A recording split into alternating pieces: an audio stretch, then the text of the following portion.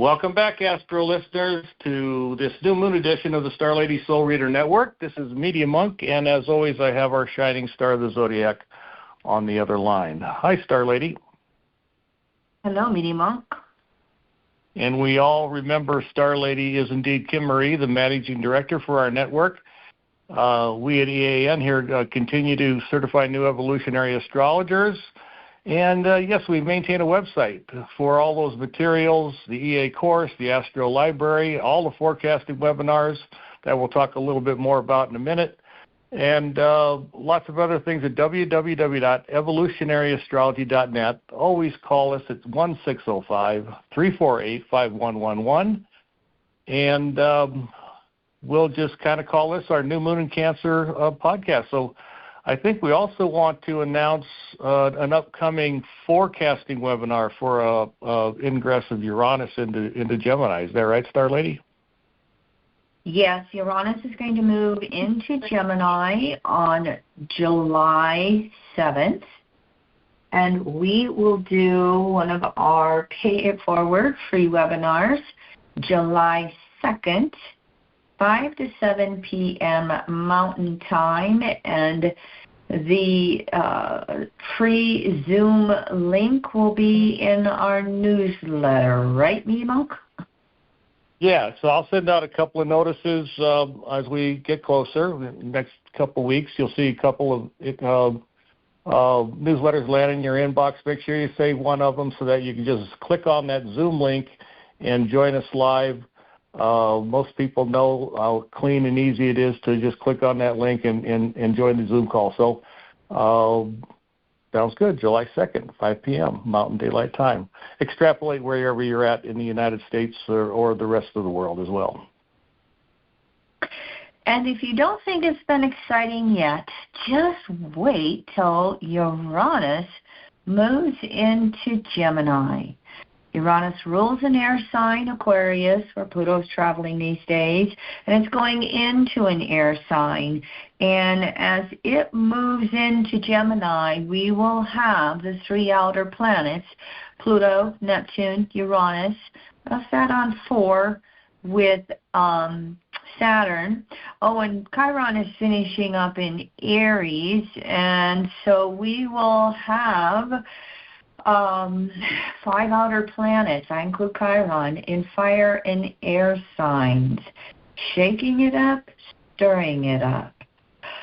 I'm just going to say pray for peace, okay? So we're recording this a couple of days before the new moon, which is going to be June 25th at 4 degrees Cancer. And as we are recording this, the weekend of July 21st, 22nd, the sun is in process of making those waxing squares to Saturn and Neptune that we talked about previous podcasts. The good old crises in action. And Jupiter moving into Cancer as well, making its waxing squares to Saturn and Neptune. How are we going to choose to act? How are we going to choose to act on personal levels? How are we going to choose to act on collective levels? I just don't even feel like getting into politics for this podcast. There's a lot going on. You can go Google somebody who wants to talk about it, but I'm in the middle of my summer, and I'm just going to go with my love of nature and outdoors right now. And so, Sun in Cancer, I evolve emotionally with self-responsibility. I evolve emotionally with self-responsibility. We're all part of co-creation in the world. However, how are you choosing to create your world? And how are you choosing to do it on an emotional basis right now with Sun and in a couple of days the Moon traveling with Jupiter? Are you emotionally self-reliant? I rely on myself to meet all my emotional needs and wants. So, this is the time of the year to really create that emotional foundation in our life. And if we are working on that inner security, then we will be okay in the outer world, even through some of the upsets that can come along. There's again, fire and air, stir things up. The spirit world, the mental world. The fire element, for anybody who's new to astrology, is the element of spirit. The air element is the element of mental, mind, etc. We also are going to have Mercury move into Leo for 2 months, from July 26th through September 2nd. And of course, when Mercury goes into a sign for 2 months, that means we're getting ready for a Mercury retrograde. Mercury's going to turn retrograde. Hold on just a second. I got to flip a little page here. Mercury's going to turn retrograde July 17th, 15.5 Leo. It goes direct on August 11th at 4 degrees Leo. Retrograde July 17th, 15.5 Leo, direct August 11th, 4 degrees Leo. So Mercury's going to go into this picture and add a whole bunch of feistiness to the equation itself. Mercury in Leo. I want my way. I'd like my way. I'd like to be king. No, I'd like to be queen. No, I'd like to rule the world. I'd like to rule my world. And if not, distortions, we fly into the traumas to get attention. This Mercury retrograde will go over Donald Trump's chart, go over his Pluto, his soul 3 times. Stay tuned. We'll see what happens with that. But, as Mercury goes into Leo here for 2 long months, we want to do our best to go over to that polar opposite, Aquarius, and be as objective about ourselves and our world as we can. Because Leo is subjective consciousness. Think of the sun as the center of the solar system. Leo energy sees us as the center of our world. The polarity Aquarius steps away from that and tries to look at things as objectively and detached as possible. How do I fit into the world rather than how do I have to be the center of the world?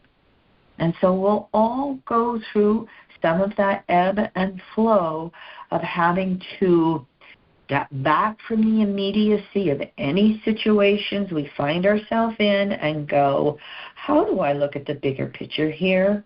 How do I look at the bigger picture of what is going on in my world? Now, Mercury in Leo is going to make 1 opposition to Pluto. It will happen after this new moon. When it does, it'll be in a T-square with Chiron and Pluto. And so we've got fire and air going on again here. Mercury, Pluto, I'm right, you're wrong. No, I'm right, you're wrong. Will Chiron turn out to be some type of relief valve?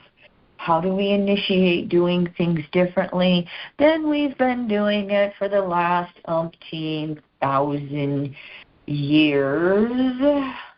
Trying to muscle man our way through. That's going to be hard for me to stay out of politics. Well, here's something in July. We will have 4 planets turn stationary retrograde in July. Neptune starts off July 4th, turning retrograde at 2 degrees Aries.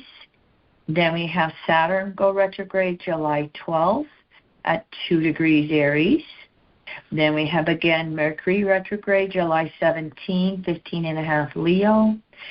And finally, the end of July 30th, Chiron will go retrograde at 27 degrees Aries.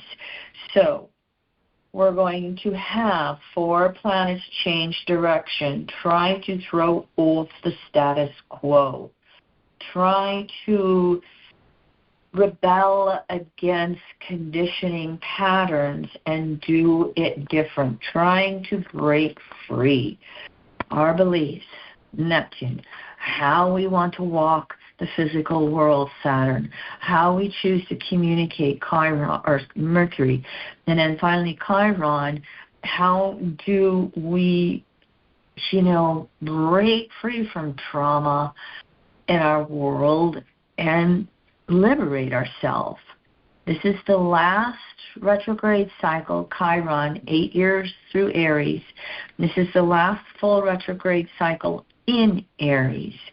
Have you spent the last decade initiating new health and wellness routines for yourself, new ways of being gentle for yourself, new ways of standing up for yourself, Aries, if that is what you need to do? In addition to having those 4 planets all go stationary retrograde in the month of July, Venus goes into Gemini right along with Chiron. They literally have their conjunction, I said Chiron, Uranus. Venus has a conjunction to Uranus also on July 4th, 29:52 Taurus. 29 degrees Taurus, 52 minutes. Okay, Venus rules Taurus. It's the inner side of Taurus. This is where we work on self-reliance. This is where we work on inner security as well. Uranus, finishing up in Taurus,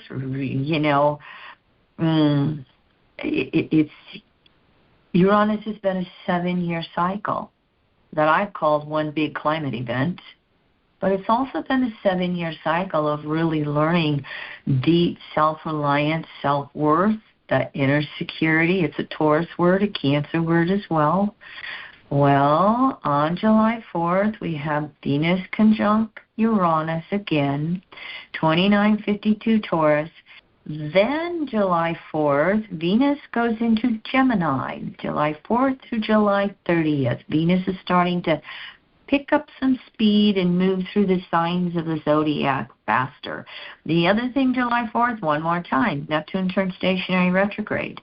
So that first week of July, Venus going into Gemini, then Uranus going into Gemini, they can shake things up as well. One of the things that your traditional astrologers and the ancients who would watch the nighttime skies, we always think of Mars as the god of war, and it is, but so is Venus, because those were the 2 nighttime planets that we could observe the most, outside of Mercury. We could really watch Venus and Mars in the sky together, and they have a pretty rhythmic cycle together with their conjunctions and oppositions and conjunctions and oppositions with the sun, Mars opposing the sun. So Venus has as much to do with upsets that we will call war as much as Mars. Venus and Uranus moving into Gemini together early July could be a little exciting, a little potent. Talking a moment for Gemini, it's ruled by Mercury. Gemini is the outer side of Gemini is the outer side of Mercury. That's how I need to say it. Virgo is the inner side of Mercury, and that's going by polarities. Gemini is active polarity, energy moving outward. We probably know a little bit about Gemini. Am I this or that? Am I going to do that or this? the Gemini twin, the Gemini trickster, the Gemini curiosity, the Gemini, let's just see what I want to do in the spur of the moment. And so, again, we don't always know how things are going to turn out. Comment, Media Monk? As a Gemini soul? Yeah, I'm looking forward to it. Yeah, I'm looking forward to it. Okay, Pluto. Okay. He says, when Media Monk says Gemini soul, he's a Leo. His birthday's in August.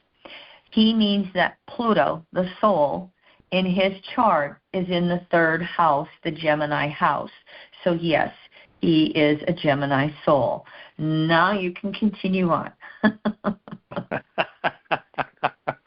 Well, yes, it is my birthday, and there is a lot of pride in Leo. There is a lot of self-reference in Leo, and I'm proud of my sun sign, and yet, what I've learned in this lifetime is, we're just part of the plan. We don't dictate the plan. So, to be self-referred, to have a healthy ego is very important. Not ever denying that, but to find yourself as a piece of a bigger picture, a bigger puzzle, and how you might fit into that is even more satisfying. So that's what I intend to do. What I intend to grow through in this next phase of my life, I guess. I'm reminded that this new moon, I thought of it earlier, but I hadn't said it yet. This new moon on July 25th is going to take place at 4 degrees Cancer. And then we're going to have, when does Sun conjunct Jupiter? At the end of July. I'm having to flip pages between 2 months, everybody. The Sun goes over Jupiter just before the new moon on July 24th at 3.5 Cancer. In the USA chart for July 4th, we have Venus at 3 degrees Cancer, and we have natal Jupiter at 6 degrees Cancer. So we're going to have this new moon of Cancer with Jupiter in Cancer. On the natal USA, Venus, Jupiter in Cancer, that is an orb of being squared by Saturn and Neptune in Aries. And so there could be a lot of, mom and apple pie and nationalism going on. But I also think there could be a little bit of shock going on and emotional insecurity going on, especially if things unstabilize and price of gas spikes, as one example. But the USA is not just going to have a birthday coming up. We literally, in early July, are going to have a Jupiter return, which comes once every 12 years. Jupiter is conscious beliefs. Jupiter is how we evolve and expand and integrate, our understandings of the world and how we're going to participate in it. And as many have been saying, Donald Trump for the last 10 years has said he's going to end wars, not start them. And here we are on the USA, Jupiter return, which, by the way, I have to go look it up for us, okay? It looks like the USA Jupiter return is going to happen July 6th. July 6th, transiting Jupiter will move over the natal USA Jupiter, and we'll have that once every 12 years Jupiter return. Yeah, all of that's happening. All of that's happening right on my ascendant too, like my Venus. Oh, that's right. Media Monk has a 5-degree Venus ascendant, 4-degree ascendant with Venus at 5 degrees Cancer. So yeah, you've got a lot for yourself on a very personal level, and how you want to initiate rebirthing, especially because you're going to have Jupiter go over your ascendant medium monk as well during this time period. So how are you initiating ascendant, first house, the evolution of your own inner emotional self-reliance? How are you rebirthing your emotional value systems, Jupiter over your ascendant? So we've got the USA with Jupiter over its Venus. You've got it. What do we value? What do we value? And, you know, do we have to be the top dog planet in the world? Or can we get along and play in the sandbox with everybody else? Can we work towards communication, diplomacy, negotiations, rather than always having to pick up our sword? Stay tuned, everybody. Be as safe as you can.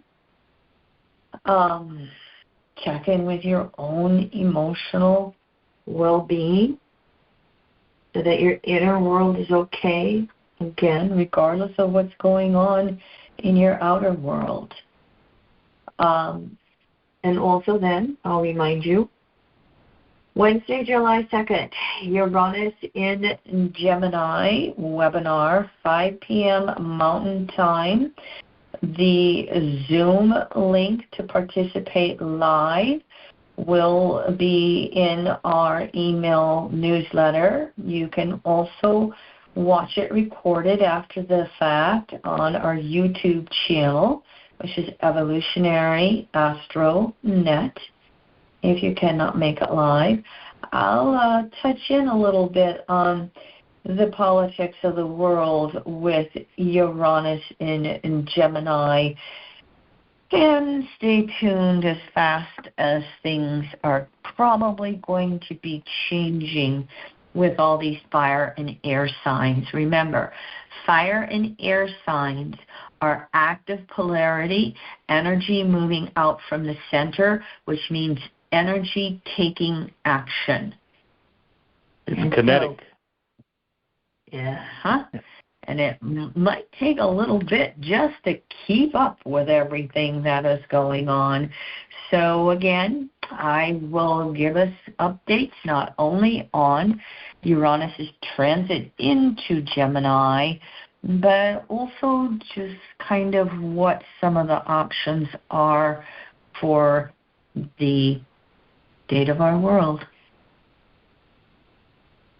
So thank you, everybody, for tuning into these bi-monthly new moon, full moon podcasts, and join us next week. So with that, we would join Passion on this summary journey and very exciting journey to the core of our souls. Thanks for tuning in, everyone.